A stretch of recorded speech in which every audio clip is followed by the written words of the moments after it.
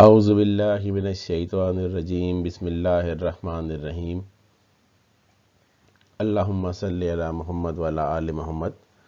अस्सलाम वालेकुम।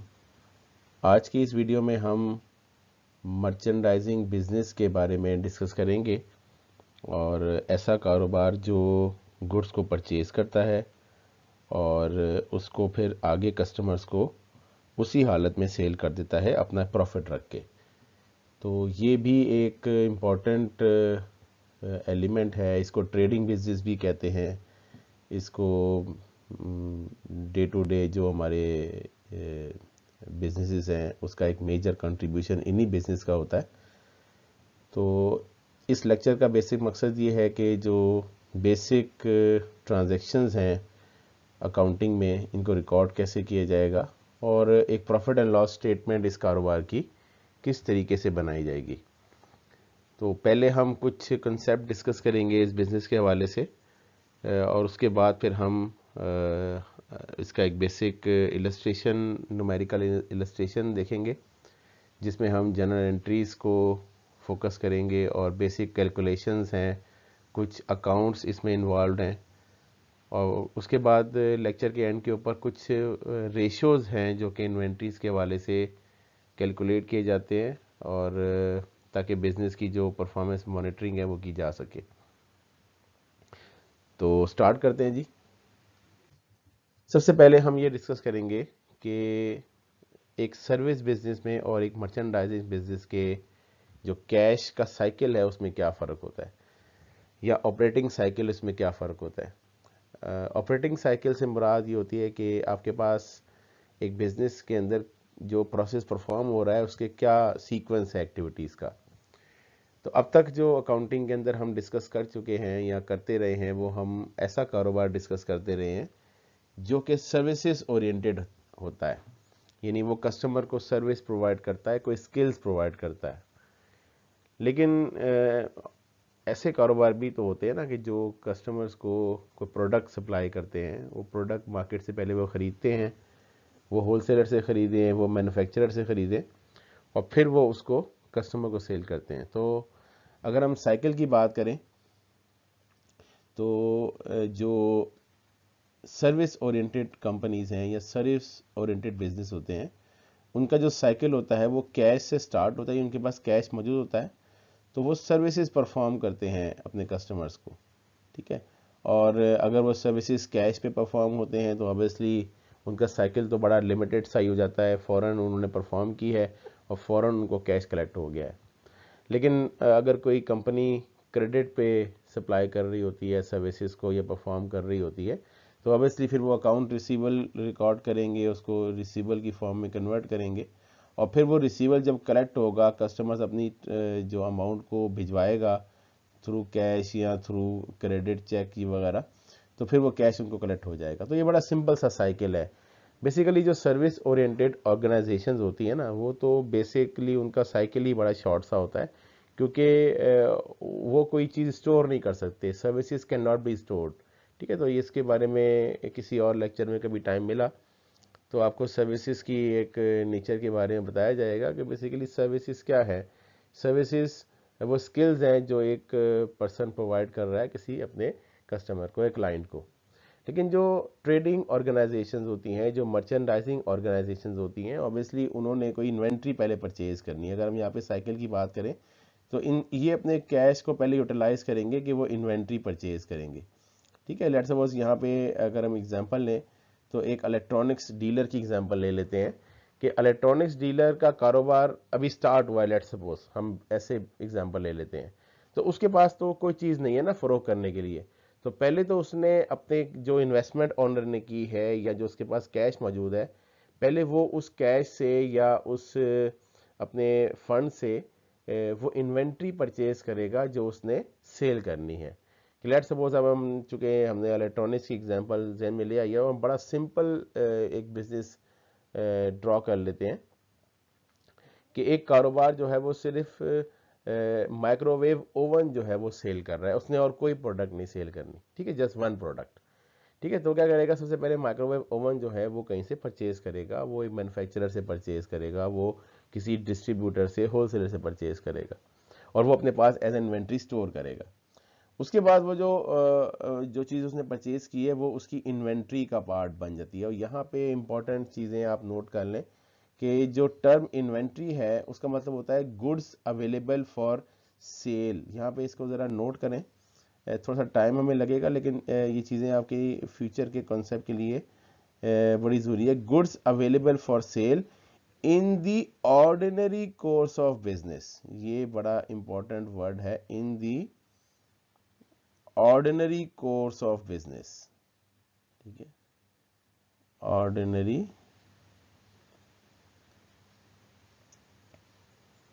Course of business, ये बड़ा इंपॉर्टेंट सेंटेंस है और इंटरनेशनल रिपोर्टिंग स्टैंडर्ड्स और कंसेप्चुअली ही आपको बड़ा क्लियर होना चाहिए। ऑर्डिनरी कोर्स से मुराद ये होती है कि ये जो इन्वेंट्री सेल करना है ये उस कारोबार की रूटीन एक्टिविटी है। Ordinary course of business means कि उसका काम ही यही है कि वो इन्वेंट्री को सेल करता है। कुछ सेल ऐसी होती है जो ऑर्डिनरी कोर्स में नहीं होती है। मसलन के तौर पे आपका कोई एसी आपके पास लगा हुआ है और वो एसी अब आपने रिप्लेस करना है, तो वो एसी पे आप बराए फरोख लिख के लगा देते हैं, वो भी सेल है, वो भी हेल्ड फॉर सेल होता है, लेकिन वो ऑर्डिनरी कोर्स में नहीं होता क्योंकि वो तो वन ऑफ एक्टिविटी है ना। लेकिन जो कारोबार में रूटीन की सेल है वो ऑर्डिनरी कोर्स ऑफ बिजनेस में इन्वेंट्री है। अच्छा, अब यहाँ पे एक दो चीज़ें और समझ लें। इन्वेंट्री की टर्मिनोलॉजी हमने बात की है, ये वो गुड्स हैं जो अवेलेबल फॉर सेल है इन दी ऑर्डिनरी कोर्स ऑफ बिजनेस। ये नोट करने word, goods available for sale in the ordinary course of business. ठीक है, इसको बाज़ जगह पे स्टॉक भी लिखा हो जाता है, स्टॉक इन ट्रेड भी लिखा हो जाता है। ठीक है, तो ये डिफरेंट अल्टरनेटिव टर्मिनोलॉजीज यूज होती हैं। फिर जो बिजनेस है वो इन गुड्स को कस्टमर्स को सेल करता है।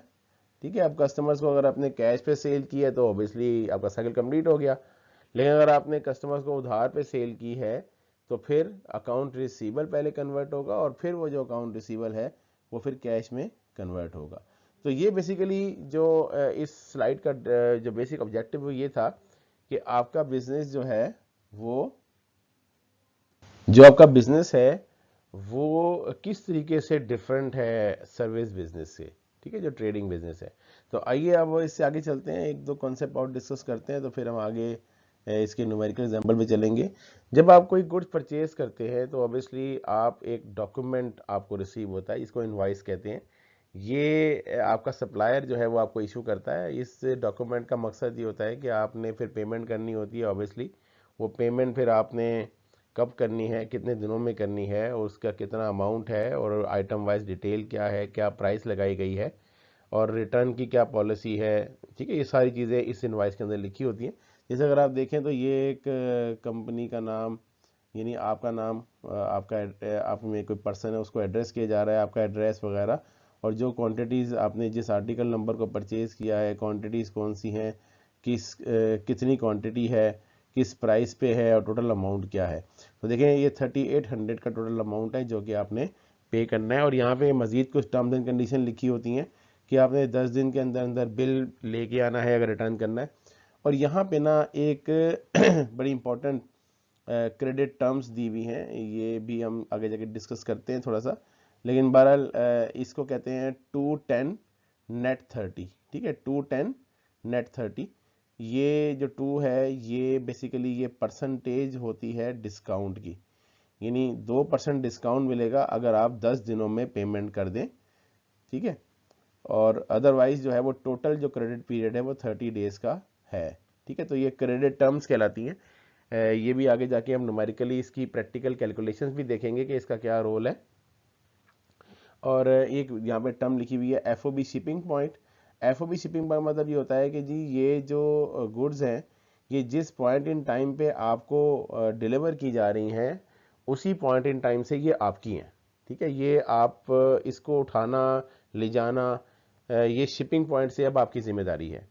ठीक है, तो ये कुछ टर्म्स एंड कंडीशंस होती हैं जो कि किसी प्रोडक्ट को परचेज करने के हवाले से की जाती हैं। तो इसमें जो हमारे पास रेलेवेंट जो है वो जो क्रेडिट टर्म्स हैं जिसमें हमने पेमेंट्स करनी है ये वो रेलेवेंट है। इस पर आगे कैलकुलेशन आगे करेंगे। यानी अगर हम देखें तो 3800 है, 3800 का 2% जो भी अमाउंट बनेगा, वो 2% जो अमाउंट है वो एज अ डिस्काउंट आपको अलाउ हो जाएगा अगर आप जो पेमेंट है वो विद इन 10 डेज कर लेते हैं। ठीक है जी, तो ये कुछ बेसिक कॉन्सेप्ट्स थे डॉक्यूमेंटेशन के हवाले से, ये हमने देखे। अब यहाँ से ऑनवर्ड जो हम आगे चलते हैं और सबसे पहले एक ट्रेडिंग बिजनेस की को इस्टेब्लिश करने की बात करते हैं। ठीक है जी, तो यहाँ पे है कि on January 1 2017 mister Haris has started a trading business in the name of 5 star traders that deals with all types of electronic items. ठीक है जी, हमने डिफरेंट इलेक्ट्रॉनिक आइटम्स की डीलिंग के लिए कारोबार स्टार्ट किया है। The owner invested 5 lakh cash in the business and purchase required furniture for the showroom for the cost of 70,000। देखें ये इनिशियली बिजनेस स्टार्ट की एंट्री है, हालांकि इस लेवल के ऊपर ये रेलेवेंट नहीं थी, लेकिन बहरहाल चूँकि मैंने एक ट्रांजिशनल लिंक क्रिएट करना था इन्वेस्टमेंट के वाले से भी, तो वो फिर देख लें बड़ी सिंपल सी ट्रांजिशन है कि 1 जनवरी को आपने बैंक डेबिट किया या कैश को आप डेबिट कर सकते हैं, इसमें ये इतना रेलेवेंट नहीं है, और उतने अमाउंट से जो इन्वेस्टमेंट की है और जो कैपिटल अकाउंट है वो क्रेडिट हो गया हुआ है। इसमें एक इंपॉर्टेंट चीज़ जो यहाँ मैं एक दफ़ा डिस्कस कर लेता हूँ, फिर आप आगे जाके इस चीज़ को अकॉर्डिंगली मैनेज कर लिया करें कि जो बैंक का डेबिट करना या कैश का डेबिट करना है ये बेसिकली डिपेंड करता है कि आपका बिजनेस पेमेंट किस मोड में कर रहा है। अगर आप कैश में डीलिंग कर रहे हैं तो आप कैश को नॉर्मली रिकॉर्ड कर रहे होते हैं, और अगर आप बैंक के थ्रू चेक्स में डीलिंग करें तो फिर आप नॉर्मली बैंक्स के थ्रू कर रहे होते हैं। तो इस वक्त जो एडवाइजेबल होता है वो ये होता है कि आप बैंकिंग चैनल को यूज़ करें। ठीक है जी, तो फिर देखिए आपने जो परचेज़ किया है वो भी थ्रू चेक ही किया होगा, तो आपने फर्नीचर को डेबिट किया है और बैंक को क्रेडिट किया है, तो ये इन्वेस्टमेंट की एंट्री हो गई है। ठीक है जी, पहली एंट्री बड़ी बेसिक सी। यहाँ से ऑनवर्ड हम स्टार्ट करते हैं जी, जो हमारा परचेजिंग का कॉन्सेप्ट है या जो अकाउंटिंग फॉर ट्रेडिंग है उसकी हम बात करते हैं। देखें जी, 2 तारीख को ट्रांजेक्शन दी हुई है, the business purchase merchandise costing ₹3 lakh on 215 net 30 credit terms. यानी आपने आपके सप्लायर ने जो आपको क्रेडिट टर्म्स ऑफर की हैं वो 215 है। इसका मतलब क्या है कि 2% डिस्काउंट आपको दिया जाएगा अगर आप 15 दिनों के अंदर अंदर पेमेंट कर देते हैं। 15 दिनों के अंदर, ये 15 तारीख नहीं है, 15 दिनों के अंदर अंदर पेमेंट कर देते हैं। यानी 2 तारीख से लेकर 15 दिन ऐड कर लें तो 17 तारीख तक अगर आप पेमेंट कर देंगे तो आपको 2% डिस्काउंट इस 3 लाख के ऊपर मिल जाएगा, वरना तो आपने 30 दिन के अंदर अंदर हर हाल में पेमेंट करनी ही करनी है। ठीक है, अच्छा अब इसकी जनरल एंट्री पे थोड़ी सी डिस्कशन कर लें। देखें, जब हम गुड्स परचेज करते हैं तो ऑब्वियसली उसको हमने परचेज इसलिए किया कि हम आगे सेल करना है। ठीक है, अगर हमने इस्तेमाल करना होता है तो फिर हम नॉर्मली फर्नीचर वगैरह को डेबिट वगैरह करते हैं, लेकिन जो गुड्स ये बड़ा इंपॉर्टेंट सेंटेंस है, जो गुड्स आप परचेज करते हैं आगे सेल करने के लिए उसको फिर आप परचेजेस के अकाउंट में डेबिट करते हैं, और चूंकि आपने उधार परचेज की है क्योंकि आपको क्रेडिट टर्म ऑफर की गई है, लिहाजा आप अकाउंट्स पेबल क्रेडिट करेंगे। तो देखें 3 लाख से आपने परचेज को डेबिट किया और 3 लाख से ही आपने अकाउंट्स पेबल को क्रेडिट कर दिया। ठीक है, ये जनरल एंट्री बेसिक पास हो गई है। ठीक है, परचेज गुड्स ऑन क्रेडिट इसकी नरेशन भी आपने लिख दी है। नेक्स्ट जो इशू है वो ऑब्वियसली जैसे अभी पिछले भी एक इनवाइस के ऊपर हमने देखा था कि एफओबी शिपिंग पॉइंट है। एफओबी कहते हैं फ्री ऑन बोर्ड, यानी ये जो प्रोडक्ट है ये फ्री ऑन बोर्ड हो गई है, अब आपके पास ये अवेलेबल हो गई है, आप इसको लेके खुद जाएं, ये आपकी जिम्मेदारी है ले जाना। तो ऑब्वियसली जब आप एक प्रोडक्ट को परचेज करके लेके आते हैं तो आपने उसका फ्रेट पे करना होता है, फ्रेट कहते हैं किराए को। अब यहाँ पे ना बड़ी इंपॉर्टेंट, यहाँ पे ना इसका एक सबस्क्रिप्ट लगा हुआ है, सॉरी इसका एक पोस्ट फिक्स लगा हुआ है, फ्रेट इन। ठीक है, फ्रेट इन मीन्स इनवर्ड। ठीक है, यहाँ पे लिख ले इनवर्ड, यानी ये वो किराया है जो आपने पे किया है गुड्स को मंगवाने के लिए, इनवर्ड। ठीक है, फ्रेट इनवर्ड कहते हैं। ट्रांसपोर्टेशन भी कह सकते हैं इसको, इस ऊपर वर्ड का ट्रांसपोर्टेशन का लिखा हुआ है, तो फ्रेट कहें ट्रांसपोर्टेशन कहें ये कैरिज कहें ये एक ही बात है। ठीक है, तो आपने 7,000 रुपये पे किए हैं गुड्स को मंगवाने के लिए, तो फ्रेट इन को आप डेबिट करेंगे। ठीक है, फ्रेट इन डेबिट और कैश क्रेडिट। ठीक है, ये इन का वर्ड आप साथ में लाजमी लगाइएगा, इसका मतलब ये है कि आपने ट्रांसपोर्टेशन इनवर्ड पे किया है। ठीक है, इनवर्ड से मुराद गुड्स को मंगवाने के लिए पे किया है। ठीक है जी, यहाँ तक क्लियर है। नेक्स्ट हम बात करते हैं defective goods return to supplier. देखें, जब प्रोडक्ट आप मंगवाते हैं तो आपने ऑर्डर दिया होता है, ऑर्डर के मुताबिक आपको प्रोडक्ट मिलती हैं। तो जब प्रोडक्ट की फिजिकल डिलीवरी रिसीव की जाती है तो उस प्रोडक्ट की डिलीवरी के टाइम के ऊपर जो आपका कंसर्न्ड डिपार्टमेंट होता है वो उस प्रोडक्ट को वेरीफाई करता है कि आपने जो ऑर्डर दिया था और जो फिजिकली रिसीव हुआ है क्या वो बिल्कुल रिकंसाइल करता है या उसमें कोई डिस्क्रिपेंसी या डिफरेंसेस हैं। ठीक है, अगर तो कोई डिफरेंसेस होते हैं तो फिर वो रिपोर्ट किए जाते हैं और फिर उसके अकॉर्डिंगली उसको रिटर्न वगैरह किया जाता है, वापस किया जाता है। यहाँ पे भी ऐसा ही हुआ है कि अब देखें ना, the receiving manager at the time of inspection detected that goods worth ₹20,000 were found defective and immediately return to supplier on the same date. यानी जिस दिन वो रिसीव हुआ है उसी दिन आपने वो गुड्स अपने सप्लायर को रिटर्न कर दी हैं। अब जब आपने रिटर्न कर दी हैं तो 3 लाख की गुड्स थी जो आपने मंगवाई थी, उसमें से 20,000 की आपने गुड्स वापस कर दी हैं। तो 20,000 की जो लायबिलिटी है वो आपने फिर नहीं पे करनी। ठीक है, तो फिर क्या करेंगे आप, अकाउंट्स पेबल को डेबिट कर देंगे 20,000 से, यानी ये तो अब आपने पे नहीं ना करना। ठीक है, और ये अकाउंट आप क्रिएट करेंगे परचेज रिटर्न्स के नाम से। ठीक है, यानी ये अकाउंट क्या है, ये शो कर रहा है कि इतने की गुड्स आपने रिटर्न कर दी हैं। ठीक है, और बेसिकली ये आपने गुड्स रिटर्न अपने सप्लायर को की है तो इसीलिए ये रिटर्न आउटवर्ड कहलाती है, यानी आउटवर्ड आपने गुड्स भिजवा दी हैं। ठीक है, तो आपने जब गुड्स अपने सप्लायर को वापस भिजवा दी हैं तो अकाउंट्स पेबल को आप डेबिट करेंगे और परचेज रिटर्न्स को क्रेडिट कर देंगे। ठीक है जी, तो अभी तक हमने देखा परचेजेस। ठीक है, परचेजेस के बाद फ्रेट हमने पे किया और फ्रेट के बाद एक डिफेक्टिव गुड्स का कॉन्सेप्ट आ गया कि डिफेक्टिव गुड्स अपने सप्लायर को रिटर्न कर दिए। ठीक है, नेक्स्ट जो है वो अब आपने सेटलमेंट करनी है। जब आपने गुड्स परचेज की उसकी सेटलमेंट करनी है। तो जब आप 9 जनवरी को पेमेंट कर रहे हैं, सेटलमेंट कर रहे हैं, ये यहाँ करेक्ट कर लीजिएगा, यहाँ पे 9 आएगा। ठीक है, इसको सही कर लीजिएगा। तो 9 जनवरी को आपने जब पेमेंट कर रहे हैं तो आपने 2 जनवरी को खरीदी थी और 9 जनवरी को आप पेमेंट करें। देखिए, अगर आप गौर करें तो इस के ऊपर डिस्काउंट था 2% का, यानी 215, यानी 15 दिनों के अंदर अंदर पेमेंट अगर होगी 2% डिस्काउंट मिलेगा। अब प्रॉब्लम ये है या इशू ये है कि 2% आप किस रकम पे अप्लाई करें। 2% हमने टोटल 3 लाख पे अप्लाई होगा या 2% आप जो पेमेंट बच गई है उस पर अप्लाई होगा। क्योंकि देखिए आपने 20,000 की गुड्स रिटर्न भी तो कर दी थी ना, तो 3 लाख में से 20,000 को माइनस करेंगे। अब 2,80,000 आपने पे करना है अपने सप्लायर को, तो 2,80,000 का 2% आपका डिस्काउंट होगा जो आपको अवेल होगा।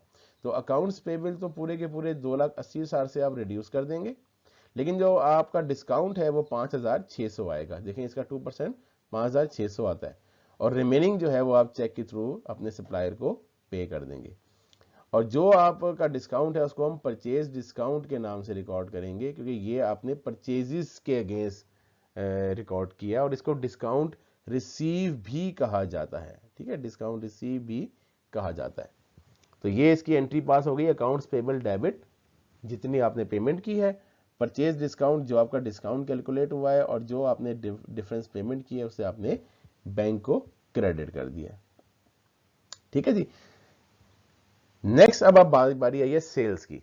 ठीक है, अब परचेजेस के सारे इश्यूज डिस्कस हो गए हैं, अब सेल्स की बारी आई है। सेल्स में भी अब आपने आगे सेल करनी है। ऑब्वियसली जब आप आगे गुड्स को सेल करेंगे तो एक प्रॉफिट मार्जिन बिल्ड करके सेल करेंगे। तो 3 लाख की गुड्स थी, अब आपने टोटल उसमें से कुछ गुड्स को 4,70,000 में आगे सेल किया है। ठीक है, ये सारी गुड्स भी हो सकती हैं, ये पार्सली भी हो सकती हैं, डिपेंड करेगा, भी आगे चलते हैं तो दिखाते हैं आपको। तो ये 4,70,000 की आपने गुड्स जब आगे सेल कर दी और आपने कस्टमर को डिस्काउंट जो क्रेडिट टर्म दी है वो 310 और नेट 45 दी है। ठीक है, यानी आपने आगे कस्टमर्स को सेल करने के लिए क्रेडिट पे ये टर्म्स ऑफर की हैं और आपने कस्टमर्स को डिस्पैच करके दी है प्रोडक्ट। ठीक है, तो आपने फ्रेट भी पे किया है, कितने का, 9,000 का। तो अगर आप देखें तो आपने उधार गुड्स सेल किए तो अकाउंट रिसीवेबल को डेबिट किया आपने 4,70,000 से, और सेल्स का अकाउंट आपने क्रेडिट किया है 4,70,000 से। ये सेल्स का अकाउंट है, ये रेवेन्यू अकाउंट है और ये शो कर रहा है कि इतने का रेवेन्यू आपने रिकॉर्ड किया है। और चूंकि आपने फ्रेट आउट, अब यहाँ पे वर्ड इंपॉर्टेंट है जी, आउट, इसलिए मैंने इन और आउट आपको लगाया, ये आउटवर्ड है। ठीक है, आउटवर्ड, इसको डिलीवरी एक्सपेंस भी कहते हैं, यानी वो एक्सपेंस जो आपने गुड्स को डिलीवर करने के लिए पे किया है। तो फ्रेट आउट को आप डेबिट कर देंगे और बैंक को या कैश को क्रेडिट कर देंगे। ठीक है, तो ये आपकी रिकॉर्डिंग हो गई फ्रेट आउटवर्ड की। अब जिस तरीके से आपने गुड्स रिटर्न की थी उस तरीके से आपके कस्टमर ने आपको गुड्स रिटर्न की हैं। अब 4,70,000 की गुड्स जब उसके गोदाम में पहुंची हैं तो 4,70,000 वाले कस्टमर ने आपको गुड्स रिटर्न की हैं 15,000 की। तो 15,000 का जो अकाउंट रिसीवेबल है उससे आपको अकाउंट रिसीवेबल रिड्यूस करना पड़ेगा, यानी अकाउंट रिसीवेबल को आप डेबिट के जो था उसको क्रेडिट करेंगे। तो फिर सेल रिटर्न के अकाउंट को आप डेबिट करेंगे। ठीक है, सेल रिटर्न डेबिट हो जाएगा 15,000 से और अकाउंट रिसीवेबल क्रेडिट हो जाएगा 15,000 से। ठीक है, आपके कस्टमर ने कोई रिटर्न कर दी, ये भी अकाउंट आपने क्रिएट कर लिया, सेल्स रिटर्न डेबिट और अकाउंट रिसीवेबल क्रेडिट। अब आपके कस्टमर ने आपको फुल सेटलमेंट के तौर पे पेमेंट कर दी है। ठीक है, अब देखें ये सेम साइकिल रेप्लिकेट हो रहा है जो आपने अपने सप्लायर के साथ सेटलमेंट की थी। अब आप चूंकि अपने कस्टमर के लिए सप्लायर हैं तो आपका कस्टमर आपको सेटलमेंट कर रहा है। अब चूंकि आपने उसको क्रेडिट टर्म दी थी 315 नेट 45 और आपने सेल्स आई थिंक 9 तारीख को सेल्स की है या 13 को मैं गालबन सेल की है, तो अभी 15 डेज नहीं हुए हैं, आपने उसके अंदर अंदर ही पेमेंट कर दी है कस्टमर ने, तो उसको डिस्काउंट दिया जाएगा। लेकिन डिस्काउंट जो है वो रिमेनिंग बैलेंस पे दिया जाएगा, यानी 4,70,000 में से 15,000 की गुड्स रिटर्न हो गई थी तो 4,55,000 के ऊपर 3% रिप्लाई होगा। ठीक है, और ये 3% बनता है 13,650 रुपये। ठीक है, तो इसमें बैंक को आप डेबिट करें, आपके कस्टमर ने आपको चेक भिजवाया होगा, बैंक को आप डेबिट कर लेंगे। सेल डिस्काउंट जो है जो कैलकुलेटेड फिगर है वो अमाउंट आ गया और अकाउंट रिसीवेबल फुल के अमाउंट से जो आपने रिमेनिंग था वो सेटलमेंट कर लिया। ठीक है, तो ये डिस्काउंट अलाउड, सेल डिस्काउंट को डिस्काउंट अलाउड भी कहते हैं, अपने कस्टमर को अलाउ किया। ठीक है, यहाँ तक बेसिक्स ट्रांजेक्शन जो है वो कंप्लीट हो गई। अच्छा, अब उसके बाद कुछ एक्सपेंसेस हैं जो in relation to these business आप पे करते हैं। इसमें सेल्स कमीशन है, सेल्स सैलरीज है, रेंट एक्सपेंस है, इंश्योरेंस एक्सपेंस है, वगैरह वगैरह, ये आपने पे किए हैं। तो इसकी बेसिक्स ही मैंने एंट्रीज करवा के आपके सामने रख दी है। अच्छा, यहाँ से ऑनवर्ड जो है एक पॉइंट समझ लें आगे जाने से पहले कि ये जो सिस्टम है जिसमें हम ये परचेजेस को डेबिट कर रहे हैं, से परचेज रिटर्न को डेबिट कर रहे हैं, सॉरी क्रेडिट कर रहे हैं, परचेज डिस्काउंट को रिकॉर्ड कर रहे हैं, फ्रेटिंग को रिकॉर्ड कर रहे हैं, इस रिकॉर्डिंग सिस्टम को पीरियोडिक इन्वेंट्री सिस्टम कहा जाता है। ठीक है, तो मैं इसकी फर्दर एक्सप्लेनेशन अभी यहाँ इस पॉइंट पे नहीं कर रहा, एक फीचर वीडियो इंशाल्लाह मैं बनाऊंगा, उसके ऊपर मैं पीरियोडिक और परपीचुअल इन्वेंट्री सिस्टम जो दूसरा इन्वेंट्री सिस्टम है उसका कंपैरिजन आपके सामने शो करूंगा। लेकिन पहले मैं आपको परपीचुअल इन्वेंट्री सिस्टम की एंट्री समझाऊंगा। जिस तरह मैंने आपको पीरियोडिक की एंट्री समझाई है ना सारी, इस तरह मैं आपको परपीचुअल की सारी एंट्री समझाऊंगा। उसके बाद एक कंपैरिजन इनका मैं कंपैरेटिव एनालिसिस टाइप का मैं इंशाल्लाह करूंगा और वो कंपैरिजन हो जाएगा तो फिर उसमें आपको क्लियर हो जाएगा कि पीरियोडिक इन्वेंट्री को पीरियोडिक इन्वेंट्री क्यों कहते हैं और परपीचुअल इन्वेंट्री सिस्टम को परपीचुअल इन्वेंट्री सिस्टम क्यों कहते हैं। लेकिन फिल वक्त आपके जहन में ये होना चाहिए कि इस सिस्टम को पीरियोडिक इन्वेंट्री सिस्टम कहा जाता है। अच्छा, अब हमारा कॉन्सेप्ट क्या है? अब यहाँ से ऑनवर्ड हमने प्रॉफिट एंड लॉस बनाना है, यानी statement of profit and loss prepare करना है और उसके लिए सबसे पहले हमने डाटा कलेक्ट करना है। देखें, जो एंट्रीज आपने परफॉर्म की हैं उसमें जो भी रेलिवेंट डाटा था वो हमने कलेक्ट करना है। ज़रा अगर इस डाटा को हम असेंबल करें तो ये जो डाटा है, जो शुरू के ये अकाउंट हैं, ये अकाउंट जो है ये परचेजेस से रिलेटेड है, यानी गुड्स परचेज की, उसके अगेंस्ट हमने किराया अदा किया मंगवाने के लिए, फिर हमने गुड्स रिटर्न हो गई, फिर हमने डिस्काउंट अलाउ कर दिया, हमें डिस्काउंट मिल गया, सॉरी। और ये जो 4 अकाउंट हैं ये अकाउंट परचेजेस सेल्स से रिलेटेड है, sales, freight out, returns and discount. ठीक है, तो ये हमने गुड्स सेल की हैं, ये हमने डिलीवर किया है, ये हमने गुड्स हमारे कस्टमर ने हमें गुड रिटर्न कर दिया और ये हमारे कस्टमर को हमने डिस्काउंट अलाउ कर दिया। ठीक है, और ये जो बाकी डाटा है ये एक्सपेंसेस से रिलेटेड है। ठीक है, जो हमने डिफरेंट एक्सपेंसेस पे किए हैं। इसमें एक इन्फॉर्मेशन आपको बताई जाएगी कि मंथ एंड के ऊपर एक क्लोजिंग स्टॉक फिजिकल काउंट किया गया और क्लोजिंग स्टॉक जो 45,000 का रिपोर्ट किया गया। ये जो क्लोजिंग स्टॉक है ये अगले पीरियड का ओपनिंग स्टॉक बन जाएगा। क्योंकि इसी महीने बिजनेस स्टार्ट हुआ है, तो इसी महीने बिजनेस जो है वो उसमें ओपनिंग इन्वेंट्री कोई भी नहीं है, ठीक है, सारी इन्वेंट्री जो है वो क्लोजिंग ही है, ठीक है। अब यहां से ऑनवर्ड जो है हम ये डिस्कस करते हैं कि जो प्रॉफिट एंड लॉस कैसे बनाई जाती है। अगर आप फॉर्मेट देखें तो प्रॉफिट एंड लॉस का फॉर्मेट जो है ये इसमें वो रेवेन्यूज रिपोर्टेड है और एक्सपेंसेस रिपोर्टेड है, ठीक है। और मैंने रेवेन्यूज में यहाँ पे पहले सबसे पहले बिजनेस का नाम आएगा, फिर ये स्टेटमेंट का नाम आएगा, और फिर ये जिस पीरियड का वो है उस पीरियड का नाम आ जाएगा, और फिगर्स इन रुपीस की हेडिंग आ जाएगी। और सबसे पहले रिपोर्ट हुआ नेट सेल, और नेट सेल को मैंने नोट नंबर 1 में कैलकुलेट किया है। अगर आप देखें तो नोट नंबर 1 जो है वो ये है, जिसमें नेट सेल कैलकुलेट करने के लिए जो ग्रॉस सेल की फिगर थी 4,70,000, उसमें से मैंने रिटर्न्स की फिगर और सेल डिस्काउंट्स की फिगर, ये दोनों फिगर्स माइनस की हैं, ठीक है। माइनस करने के बाद ये 441,350 ये नेट सेल रिपोर्ट हो गया सबसे पहले, ये आपका नोट नंबर 1 के नतीजे में कैलकुलेट हुआ है। जो नोट नंबर 2 है वो कॉस्ट ऑफ गुड्स सोल्ड या कॉस्ट ऑफ सेल्स का है। अच्छा, इसका ये फॉर्मेट है, ये आपने समझना है कि ओपनिंग स्टॉक चूंकि इस बिजनेस में स्टार्टिंग में कोई नहीं था तो हमने ज़ीरो रिपोर्ट किया है, लेकिन अगर बिजनेस में ओपनिंग स्टॉक होगा तो अपने पहले ओपनिंग स्टॉक रिपोर्ट करना है। उसमें ऐड करेंगे परचेजेस जो अपने गुड्स परचेज की हैं, उसमें ऐड करेंगे जो फ्रेटेज आपने पे किया है वो, और उसमें से लेस करेंगे रिटर्न्स, परचेज डिस्काउंट्स और क्लोजिंग इन्वेंट्री, ठीक है। यानी ये 3 आइटम ऐड होने वाले हैं और 3 आइटम लेस होने वाले हैं। तो जो नेट फिगर बनेगी 2,36,400, ये आपकी बनेगी कॉस्ट ऑफ सेल्स, ये आपने यहाँ पे रिपोर्ट कर देनी है। नेट सेल में से कॉस्ट ऑफ सेल्स को माइनस करेंगे तो this is called the gross profit, इसको ग्रॉस मार्जिन भी कहा जाता है, ये एक कैलकुलेशन होती है। उसके बाद हमने एक्सपेंसेस रिपोर्ट करने हैं, ऑपरेटिंग एक्सपेंसेस, और ऑपरेटिंग एक्सपेंसेस वही है जो हम अकाउंटिंग 1 में या बेसिक अकाउंटिंग में डिस्कस कर चुके हैं कि सेलिंग एंड डिस्ट्रीब्यूशन और general and administrative. Selling and distribution का नोट नंबर 3 बनाएंगे और जनरल एडमिनिस्ट्रेटिव का नोट नंबर 4 बनाएंगे। तो हमने उस तरीके से क्वेश्चन में देखा कि जो फ्रेट आउट है वो सेलिंग एक्सपेंस होता है, ऑब्वियसली गुड्स को डिलीवर करने के लिए ये डिस्ट्रीब्यूशन एक्सपेंस है, ये आप रिकॉर्ड करते हैं, और कमीशन वगैरह आप पे करते हैं, सेल सैलरीज पे करते हैं, ये सारा सेलिंग एक्सपेंस है। और इसके अलावा जो रेंट एक्सपेंस है, इंश्योरेंस एक्सपेंस है, और डेप्रिसिएशन इस क्वेश्चन में नहीं है लेकिन बहरहाल डेप्रिसिएशन भी हो सकता है, वो भी आपका एडमिनिस्ट्रेटिव एक्सपेंस आ जाएगा। तो देखें इसमें से हमने इन दोनों को माइनस किया तो 2,04,000 में से हमने 50,000 माइनस किया तो 1,54,950 रुपये का नेट प्रॉफिट आ गया। मैंने इसके अंदर से फिलहाल इनकम टैक्सेस और इंटरेस्ट वगैरह को इग्नोर किया है। इनकम टैक्स तो बहरहाल सोल प्रोवाइडर पे नहीं होते हैं, लेकिन इंटरेस्ट एक्सपेंस बहरहाल हो सकता है, वो मैंने फिलहाल इग्नोर किया है, ठीक है। यहाँ इसके बाद दो बड़े इंपॉर्टेंट कॉन्सेप्ट है, एक मार्कअप परसेंटेज का और एक मार्जिन परसेंटेज का। जो मार्कअप परसेंटेज होती है उसका फार्मूला होता है जो ग्रॉस प्रॉफिट कैलकुलेट हुआ है उसको डिवाइड करते हैं हम कॉस्ट ऑफ सेल से, ठीक है, और इंटू 100 कर देते हैं।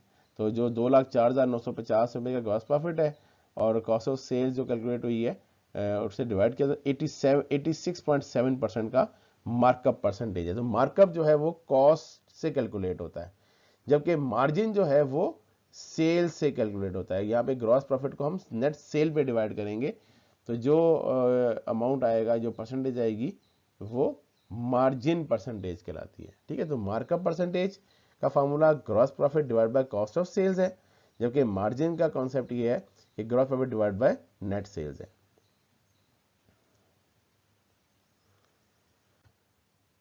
इसके बाद कुछ इंपॉर्टेंट रेशियोज हैं जो कि इन्वेंट्री के हवाले से कैलकुलेट होते हैं, और मैनेजमेंट उन रेशियोज को एनालाइज करती है और अपनी इन्वेंट्री से रिलेटेड जो स्ट्रेटजीज है, जो डिसीजंस है, वो लेती है। तो इसमें बड़े इंपॉर्टेंट दो रेशियोज हैं, एक इन्वेंट्री टर्नओवर का रेशियो है और एक इन्वेंट्री होल्डिंग पीरियड का रेशियो है। बेसिकली ये इन्वेंट्री टर्नओवर से मुराद ये होती है कि जो आपके पास पूरे साल आपने के जो इन्वेंट्री थी वो कितनी दफ़ा आपने सेल की है, यानी जो आपकी कॉस्ट ऑफ सेल्स है वो कितने टाइम्स है आपकी इन्वेंट्री का, यानी आप कितनी दफ़ा पूरे साल में इन्वेंट्री सेल करते हैं। तो जो इन्वेंट्री टर्नओवर है ये टाइम्स में कैलकुलेट होता है कि इतनी दफ़ा आपने इन्वेंट्री सेल की। इसका फार्मूला क्या है, cost of goods sold divide by inventory. कुछ बुक्स के अंदर एवरेज इन्वेंट्री लिखा होता है, तो वहाँ पे फिर ओपनिंग और क्लोजिंग इन्वेंट्री को का हम एवरेज ले लेते हैं, लेकिन बहरहाल डिनोमिनेटर के अंदर इन्वेंट्री आएगा, तो इतने टाइम्स ये जो इन्वेंट्री है ये इन्वेंट्री टर्नओवर कहलाएगा।